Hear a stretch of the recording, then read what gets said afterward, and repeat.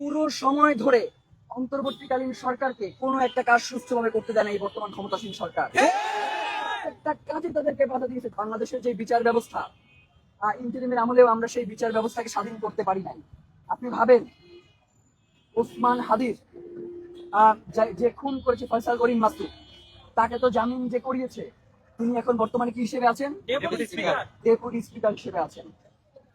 আমি জানি না যে ওনার এই ব্যাপারে কোনো সংশ্লিষ্টতা আছে কিনা, কিন্তু ওনার তো এতটুকু স্পষ্ট করবার একটা জায়গা রয়েছে যে ভাই, এই যে খুনিকে যাকে আমি জামিন করিয়েছি, এর ব্যাপারে আমি অতটা অবগত ছিলাম না। যদি এই ধরনের বার্তা এখন পর্যন্ত আপনার কাছে আসে না, তার মানে আপনি ব্যাপারে অবগত ছিলেন। সে অস্ত্র মামলায় গ্রেফতার হয়েছে এবং আপনি তাকে ছাড়াইছেন। সুতরাং এই হত্যার প্রত্যক্ষ বা পরোক্ষ দায় আপনাকেও নিতে হবে। এই কথাটা ইদানিং অনেকেই বলবার কথা সত্ত্বেও তারা এড়িয়ে যাওয়ার চেষ্টা করে।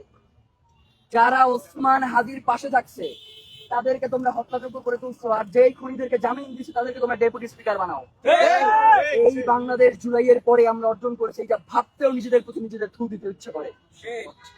যেই মানুষগুলো, আপনি ভাবেন, অন্তর্বর্তীকালীন সরকারের সময় যাই হইতো সব দোষ কাদের? ছাত্রদের।